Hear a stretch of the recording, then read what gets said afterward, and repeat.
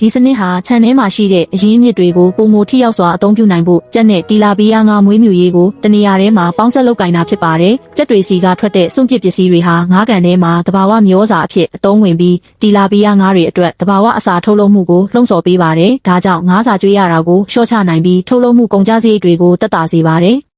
ဒီလိုနည်းနဲ့စက်ယုံခြံဝင်းတစ်ခုတည်းကနေငါးအသားနဲ့ကြက်သားကိုတပြိုင်နက်တည်းရရှိစေပြီးစနစ်တစ်ခုလုံးဤထုတ်လုပ်နိုင်စွမ်းကိုမြင့်တင်ပေးပါတယ်။ဒါအပြင်အာဟာရတက်ကြွယ်ဝနေတဲ့ငါးကန်ရည်ကိုစိုက်ပျိုးသီးနှံတွေအတွက်မြေဩဇာအဖြစ်ပြန်လည်အသုံးပြုနိုင်တာကြောင့်စွန့်ပစ်ပစ္စည်းတွေကိုစိုက်ပျိုးရေးကဏ္ဍတစ်ခုလုံးအတွက်အသုံးဝင်ပြီးရေရှည်တည်တံ့တဲ့အရင်းအမြစ်တစ်ခုအဖြစ်ပြောင်းလဲပေးနိုင်ပါတယ်။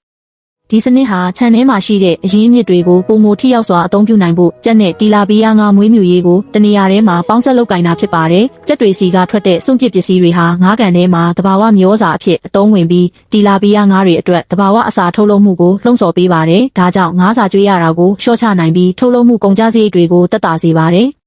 ဒီလိုနည်းနဲ့စက်ယုံခြံဝင်းတစ်ခုတည်းကနေငါးအသားနဲ့ကြက်သားကိုတပြိုင်နက်တည်းရရှိစေပြီးစနစ်တစ်ခုလုံးဤထုတ်လုပ်နိုင်စွမ်းကိုမြင့်တင်ပေးပါတယ်။ဒါအပြင်အာဟာရတက်ကြွယ်ဝနေတဲ့ငါးကန်ရည်ကိုစိုက်ပျိုးသီးနှံတွေအတွက်မြေဩဇာအဖြစ်ပြန်လည်အသုံးပြုနိုင်တာကြောင့်စွန့်ပစ်ပစ္စည်းတွေကိုစိုက်ပျိုးရေးကဏ္ဍတစ်ခုလုံးအတွက်အသုံးဝင်ပြီးရေရှည်တည်တံ့တဲ့အရင်းအမြစ်တစ်ခုအဖြစ်ပြောင်းလဲပေးနိုင်ပါတယ်။